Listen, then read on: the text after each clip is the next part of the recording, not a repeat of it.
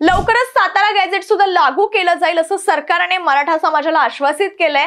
सातारा गॅझेटमध्ये ब्रिटिश काळात झालेल्या जनगणनेची नोंद करण्यात आली आहे आणि पश्चिम महाराष्ट्रातील कुणबी नोंदणीसाठी सातारा गॅझेटियरचा जीआर सुद्धा सरकार काढणार आहे असं बोलण्यात येतंय।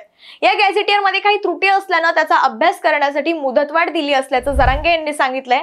मात्र आता जरांगे यांनी गुरुवारी सरकारला एक इशारा दिलाय, तो म्हणजे जर सातारा गॅझेट लागू झालं नाही तर रस्त्यावर फिरू देणार नाही।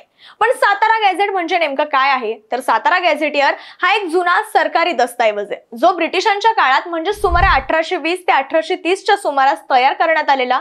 त्या काळात सातारा परिसरातील जमिनी, शेती, लोकसंख्या, जाती, धर्म, वंशावळी यांची सगळी माहिती यामध्ये नोंदवण्यात आली होती। या दस्तऐवजात गावनिहाय कुळ, जाती, शेतींचे प्रकार, महसूल वसुली यांची माहिती असते।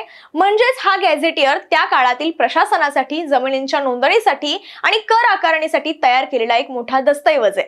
मराठा आरक्षणाच्या लढाईत सातारा गॅझेटियर खूप महत्त्वाचं मानलं जातंय आणि त्याचं कारण यात मराठा आणि कुणबी समाजाबाबत जुना ऐतिहासिक पुरावा सापडतो।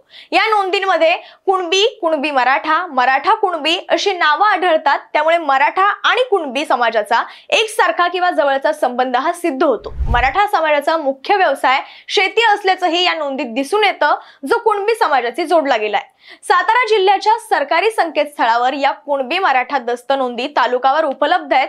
कराड, वाई, माण, फलटण, खटाव, पाटण, कोरेगाव सह अनेक तालुक्यांमधील गावांमध्ये अशी नोंद मिळते।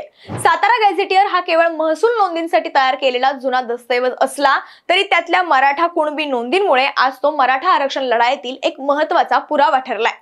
पण तुम्हाला काय वाटतं, खरंच सरकारला जी मुदतवाढ करून दिली आहे त्या मुदतीमध्ये सरकार सातारा गॅझेट लागू करेल का? कमेंट बॉक्स मध्ये व्यक्त व्हा आणि टीओडी मराठीला फॉलो करायला विसरू नका।